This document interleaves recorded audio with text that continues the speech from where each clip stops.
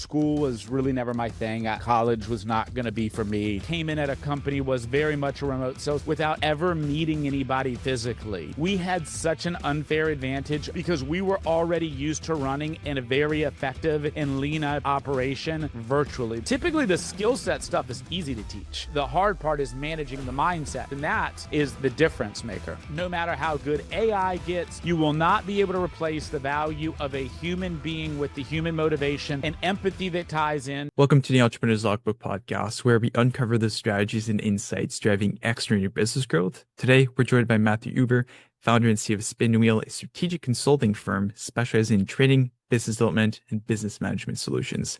Matthew brings over 15 years of sales development experience to the table, having founded Spinwheel Consulting in 2020 after identifying a crucial gap in the market for personalized sales coaching and strategic business support.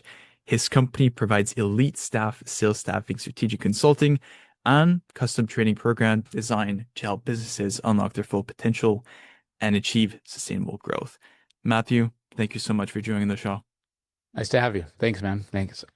Cool. Well, I guess the first thing I'd love to start off with, and I'd like to start this way with every guest that comes on the show, is I'd love to hear a bit about yourself, your background. We obviously started the conversation. You were telling me that you've been in sales pretty much your entire life since high school. So I guess that's probably a good starting point there. Yeah, I mean, I've always been that guy, even when I was in school, whose school was really never my thing. I knew at an earlier age that college was not going to be for me. I was raised by an educator. My mom always implanted in me that education, as important as it is to her and her career, it was not for me just based off of, what guided my interests. I was always a guy that when I was interested in something, I could run full steam ahead at it. But if I was not, you couldn't get me to sit down and pay attention to it. So yeah, sales was always kind of in my future. As soon as I got out of high school, I kind of went straight into the workforce and found success in the workforce pretty much immediately. I started off in collections and then made a transition over to more retail-based sales and then kind of more into more of a software service-based sales, for the past 10 years. I love that. So you basically have tried every sales component. Have you ever done door-to-door as well, or? I did sell direct TV in a retail space where I would be that guy sitting at the front door, and as somebody's walking in, I'm pitching everybody. To me, it's basically the same thing, except I get to stay in the air condition instead of having to go knock on doors. But same experience, high volume of rejection, very low wins on that. But that was probably the foundation to everything I've done since then. I would pretty much give anybody the advice when they're young and early in their career to go through a door-to-door / hardcore sales experience, because it tells you whether you can deal with the volume of rejection that comes with sales. And I think sales, one of the biggest differentiators for sales is not how smooth a talker you are. It's really how well you can deal with rejection and how well you can maintain confidence through the ups and downs that come with a day and a week and a month, years, those things. Yeah. And I feel I've spoken to a lot of people, and anytime they're in sales, they all have the same career path. They've started door knocking, sell door to door, and then they just work their way up. So I feel that's probably the best way to start. You get to get really the dirt, do the work that not everyone wants to do. And then you obviously get to work your way up from there. But I guess one thing I'd really be curious here is obviously you've gone through a lot of roles in sales throughout your entire career. And I'd love to hear perhaps what you feel has changed since you first got into the sales space to now, where there's AI, there's a lot of automation all over the place, and everyone has different perspectives on that. Recently made myself aware that I've kind of become one of the old men in the room. I was always kind of the young guy in the room and kind of the youngest leader in a lot of organizations. And now I'm kind of made that transition where I've got a lot of younger people that I've got on my team today that kind of help me keep abreast of those new upcoming things. I would say for me in my career, the biggest massive change that happened is the shift from in-office to primarily remote. And I was lucky, and I came in at a company called Dealer On, in that company was very much a remote sales. The first job I ever got where I got hired in a sales role without ever meeting anybody physically. And then I got placed into a training role, did all my training virtually, got put into my live role. And it was almost a year and a half before I ever met anybody from the company, before I ever had a chance to meet them. And this was in 2018. So it was before even COVID. But in that role was probably the role that changed my career in regards to the success more than anything, because when I got really good at that, I elevated into a regional leader, then eventually elevated into running the sales organization, taking it from a 10-man team to an over 60-person team. And we did it fully virtual.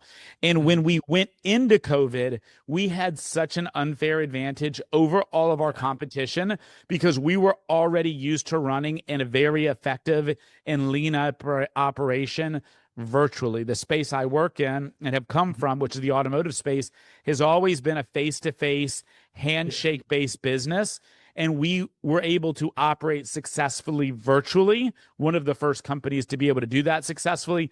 And when we went into that COVID period, that's when we were a rocket ship in that regards, because we already were comfortable being in that virtual space. So for me, the biggest difference and change I've seen, which is that shift to virtual in my organization now, is fully virtual and has been since the beginning. Yeah, and I feel a lot of people have, I mean, obviously taken that shift. They were kind of like forced to like go remote. But I've seen some people even like before then, and it really has created like an advantage where like if you got used to doing it like remote, you've gone through the pandemic where like a lot of organizations were just starting to get used to like the entire concept. You're already rock and rolling, you know how you're working, everything like that.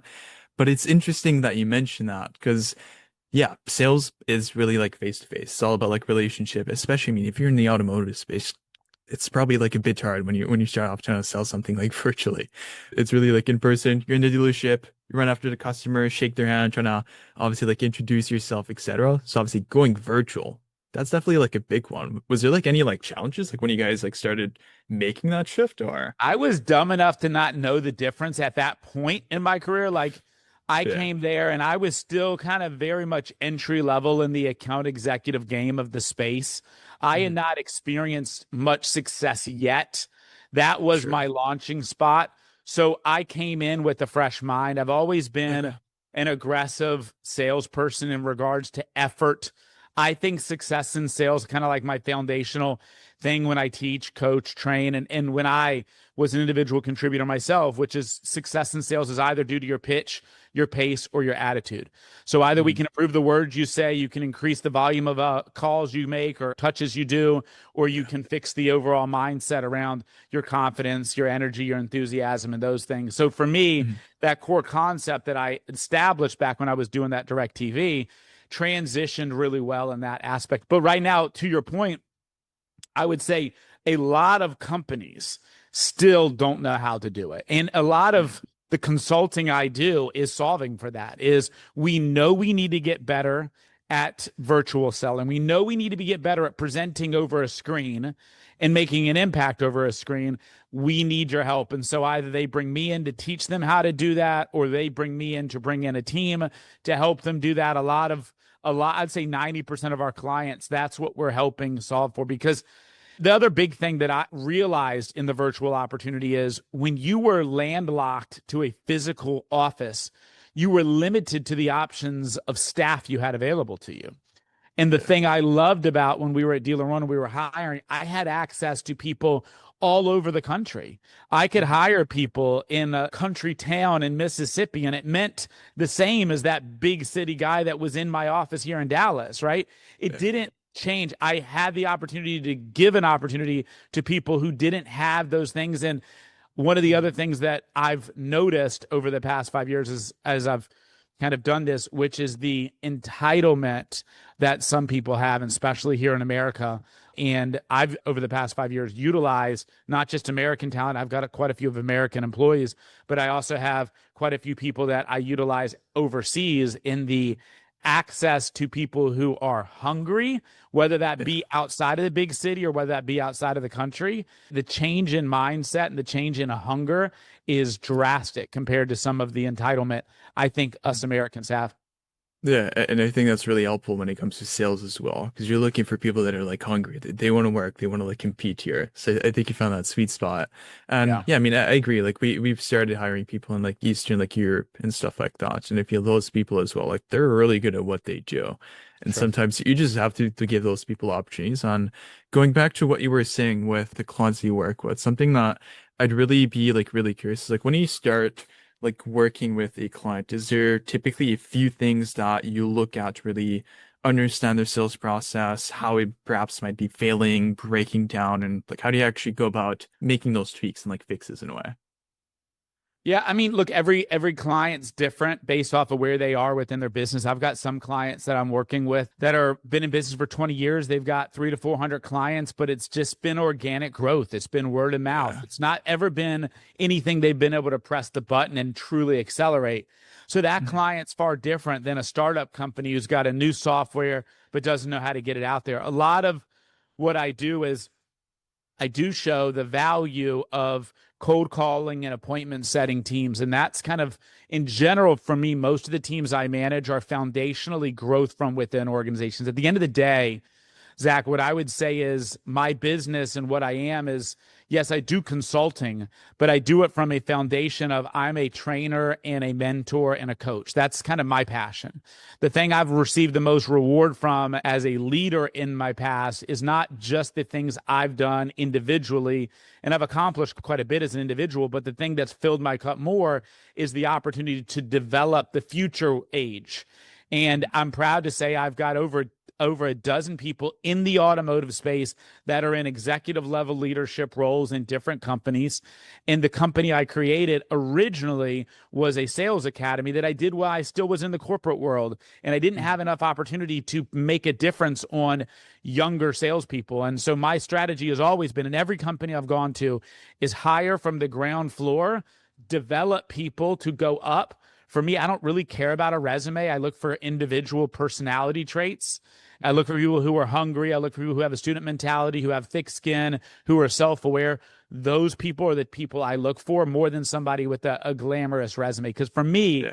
in my history, the people with the resume, I end up have to unteach a lot of bad habits they've learned along the way. Instead of if I Mhm. bring somebody in young, hungry, with the right personality traits, I can instill the right things in them from the beginning, Yeah. grow them organically, teach them the foundation. For me, foundation in sales is cold calling, appointment Mhm. setting. When they know how to do that, they always are in control of their own destiny. When they can do that, then I can teach them how to present, close, and manage a book of business. They do that, then I can elevate them into a leadership role where they have an opportunity to teach, train, and develop other people.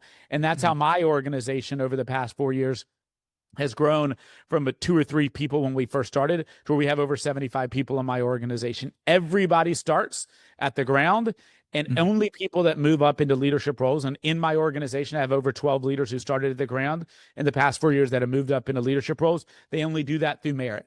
Nobody does it because I like them more, because they're nice to me, or any of that. Yeah. They have to first be able to set the pace, setting appointments. Then they've got to be able to present and close. And then they've got to be able to make other people around them better. And through that, they have an opportunity to grow to be leaders within my team. I love that, and I love the way that you framed it, where you're not looking at like the resume, trying to like find people that have been taught like certain way. Like you're looking for someone open-minded, someone going back to like what you were saying. Like when you started, you said, "Hey, Yeah. you're like somewhat dumb enough in a way, where Yeah. you just learned like everything like all at once when it came to like virtually." But you're somewhat looking for the same type of people with for your team. They're Yeah. open-minded, they're trying to learn, to like hunger, as opposed to someone that learned it a certain way. Because you're gonna have to reteach them like everything and try to like break certain beliefs that they have about certain things that they're doing here. So Sure. I think it's probably the best approach to do it. It's probably a bit easier to train people that haven't been trained like a certain way here. And from like what I can understand, like you have the sales and staffing somewhat hiring component, like there's somewhat like merged like together. Like obviously, like you're looking for good talent, but you're also like helping train, coach, consult, and everything like that. How do you see those like two sides of like the business someone like work together? And do you find like clients often like need like both of those components, or Yeah. like how Yeah. does that They look? feed each other. I mean, really, Yeah. like the consulting side of the business is, I mean, there's some clients I come in and I'm teaching that founder how to be a better seller. And he's not necessarily the point where he's ready to hire staff. Mhm. Sometimes he's like, man, I've tried to hire X sales guy, Y sales guy, and they never work. And I'm like, because you don't know how to manage and hire salespeople.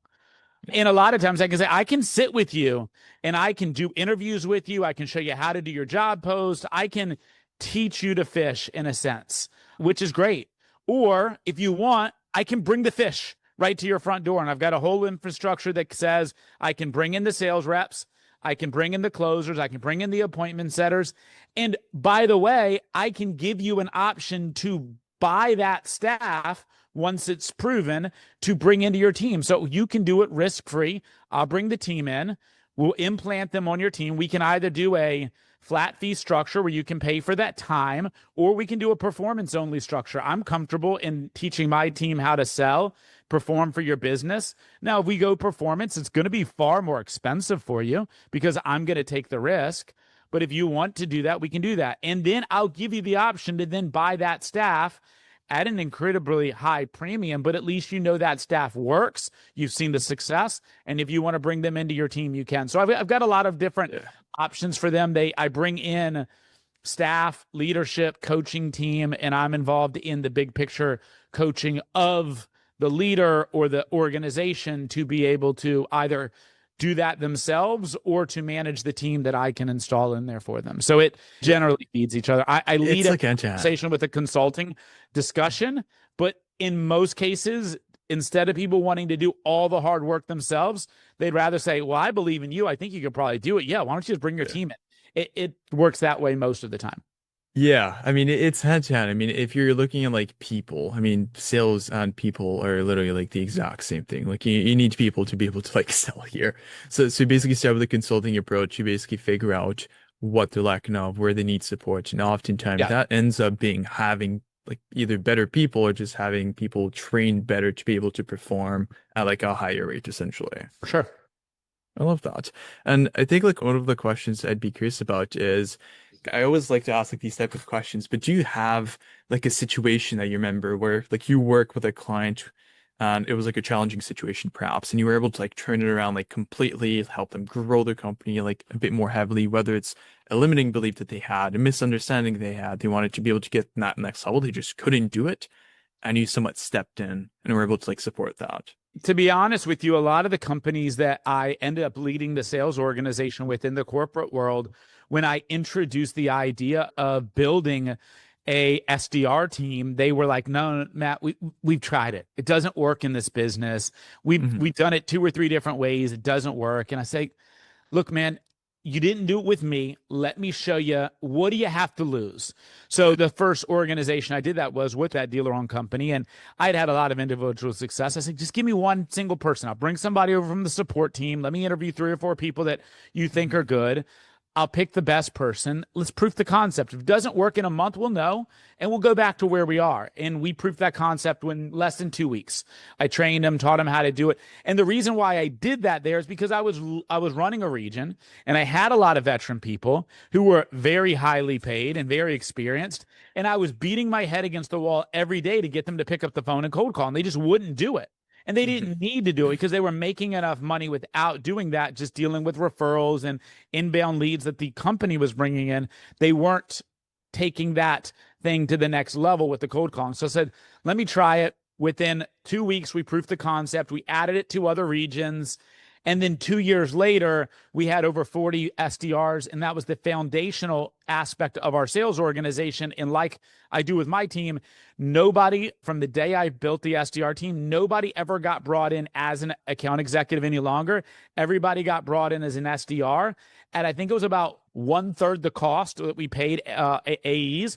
I had a development program that within 90 to 120 days, somebody could get promoted. And in the first 12 months of us doing that, we were able to develop 7 people into AEs, and 100% of them hit quota as an AE, as a homegrown person. And when they got promoted, their salary never went up. Their variable went up through their compensation structure. So we ended up hardly increasing the cost of the staff, doubling the size of the AEs, drastically increasing the results, and our cost per employee went down by about 25%.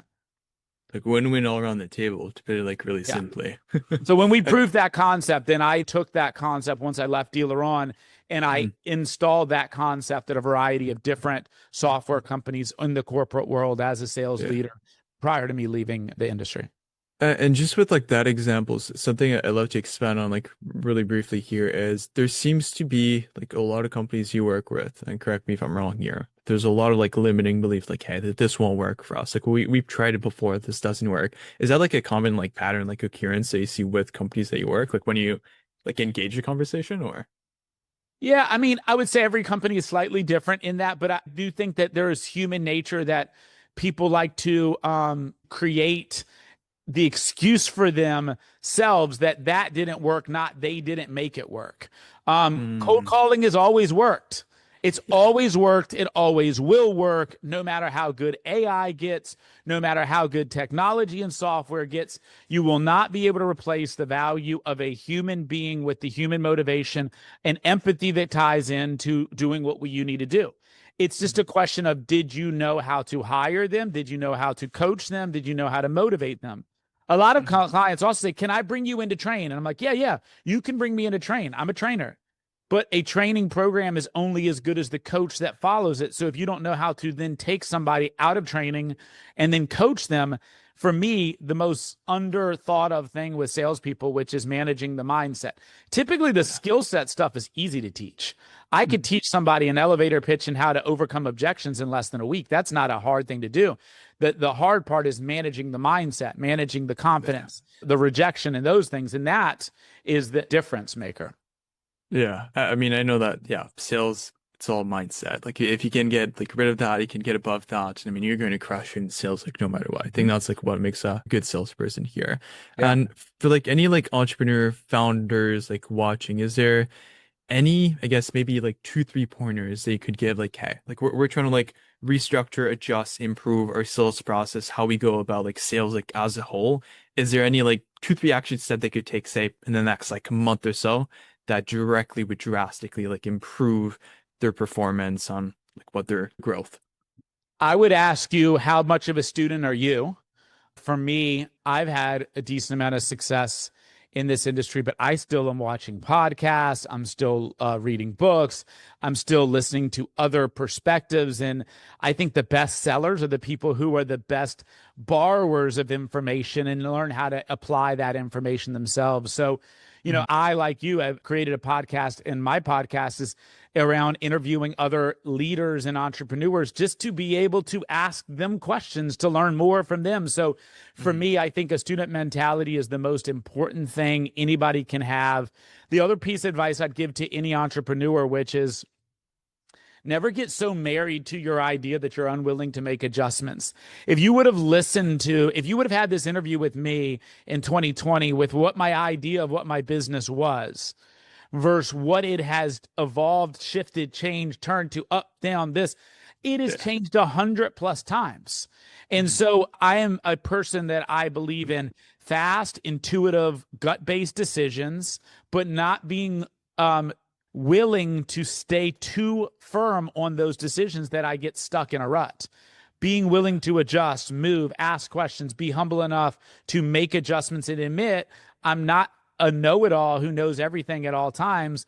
I Mhm. make mistakes. Other people make mistakes in that sense. So that would Yeah. be things that I see a lot of entrepreneurs make a mistake of, is they come up with an original idea. It's a Mhm. great idea at the time, and they get too bullish on that idea to be willing to be agile. Yeah.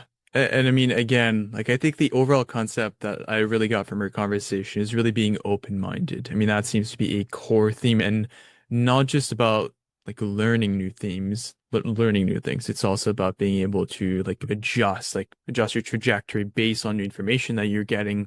Like, sure, you might be implementing a sales process. It works for the first like 6 months, slowly starts to die down. Maybe you want to adjust it. Even if it worked for the first 6 months, Mm-hmm. maybe something change. You want to adjust it. You want to keep like being ahead of like the market to make sure you're always improving there. So Yeah. I love that. And I guess like just touching back to like we talked about like really briefly like AI, because I know like a lot of salespeople, they all have the same perspective. AI is not going to affect us. It's Oh, probably going to like I do improve not have us. that perspective. Okay. It's I'd a, love to hear it. how fast is it going to affect us? Now, here's Yeah. my business partner and I, we actually sat down with a AI company who does AI calling in December, and we were very close to acquiring that to add it to our business model. The reason why we didn't today is the cost per minute of AI doing calling was just outrageous. It was Yeah. not cost effective in comparison to where we do. But the company who built the software and built it that we were considering buying it from said, but let me explain to you why somebody like you, Matt, is still so vital in AI, because you still have to teach it the way to do it. Just because it doesn't mean it's going to do it correctly. If you've got a bad salesperson teaching it the things, then it will be bad at sales. But if you have your own trained process that has worked for individuals, then it is still there. I think it's inevitable that it replaces us. I still think there's a place where all of society will build new jobs and new things around AI. I think Yeah. AI will be a tool, but I definitely think it'll affect us. But I think that, and I've seen this in the automotive space, just to draw a correlation. For the past 10 years, every car dealership has wanted to say the next software is virtual buying a car, because Amazon's so good at selling products virtually without people having to go into a storefront. Car dealers have said, I want to make that transition. But the problem is car dealers have had a 50-year problem of convincing the consumer the best way to get the deal, the best way to get the best price is by coming in and haggling with the price. Yeah. And so that even though the industry has pushed the idea of virtual buying, the consumer has not been willing to do that. I think that what you will find is consumers will still prefer to meet in a face-to-face environment, whether that is virtually or whether that is in a face-to-face handshaking environment, because there will be the idea that an AI computer will outsmart them, will not give them the best deal. So I think there will continue to be, from the consumer side, hesitancy. I see from the product side, the company side, I see a lot more integration and wanting to involve AI, because from a business owner perspective, as a business owner, if I can do this more effectively, efficiently, if I can have people cold calling from sun up to sundown and nobody has a sick day, nobody has a bad day, Amazing. nobody, then of course, there's a value there as a business owner, but I'm not so sure the consumer will want to interact with that as well. I love the way that you framed it though, because I didn't really see it that way, and you're completely true. Because again, there's like that belief, like if you're in like auto sales, like you want to come in, you want to be able to get a lower price. But if you're buying a product at a store, you're not going to be able to haggle the price down unless you're getting something on Facebook Marketplace, which you're probably not doing. So again, a little bit of like that belief, but I think you're spot on where it's going to more amplify like what we do. It's going to open up like new jobs for us, like manage AIs and everything like that. But another thing that I think I saw on like Twitter, X, whatever you want to call it, a few days ago, was like someone was calling like a local business, and it was like an AI that picked up. Yeah. And like directly they were saying like, hey, like I want to speak to like a human. No one was available. Sure. And I feel that's still something a lot of people will want. They won't want to speak to an AI. A lot of people will want to have that human connection. Same thing as if you go to a dealership. They want to speak to someone. They don't want to speak to a robot. And I feel that that's going to be a big thing where people will I don't still think want to people have will it. be able to tell the difference on a phone call, like within 6 months. I mean, It's getting good. the software I listened to just in December, like if I sent it to like 5 people who had no clue and I said, listen to this call, tell me how you think their sales process was. I didn't give them any indication it was anybody but an employee of mine. And nobody picked up on the fact that it was AI. Nobody picked up on the fact that it was AI, because but they maybe were focusing on the wrong thing. But still, Yeah. a consumer on the other side, if they're not factoring in, is this a person or AI? They're just factoring in the dealing of the sale. I think that process will be indistinguishable. I think that it gets to the point where, are you going to want to buy things without physically seeing it? But look, the reality is probably within a year, you will be able to have a holographic version of me that will be able to then audio the version of me looking like it's me and it's not me. That will be here before you know it as well. So, Oh no, I know it's gonna be crazy. I mean, I know like one thing I think I noticed with like the AI, if you speak to them, because it's like an AI model, sometimes it's gonna take like 2 seconds like respond, like a little bit like longer, and that can yeah. impact like the conversation. Yeah. if they can fix that, they can make the voice sound like more natural. Then yeah, it's gonna be an interesting one where you won't be able to distinguish it like no matter what you Yeah. do. Yeah. So perfect. Well, I really appreciate your time, Matt, here. And I guess for like people that want to get in touch with you, because I know you mentioned you have like a podcast as well that you run, and then you're active on like LinkedIn too, but any other like platform should like people look to find you on or Yeah, I mean, for me, I'm pretty open. If you're interested, if you want to have a discussion, if there's anything I can help you with, you can shoot me a text message. You guys can email me. It's matt@spinwheelsales.com. My website is spinwheelsales.com. My cell phone's 214-436-6968. I welcome all conversations. I think we only get better by having more of them and knowing more people. So don't hesitate. If there's any questions I can answer for you or any way I can help you in general, whether that's business, sales, or just in general. Like I said, the thing I get the most out of life is helping people around me. And if that ends up helping me in the long run, great. But any way I can help, just let me know. no thought. We're gonna put that in the description. If anyone wants to reach out, click the link, etc. here. But thank you so much for joining us here today, Matt. No problem, Zach. Appreciate it, man.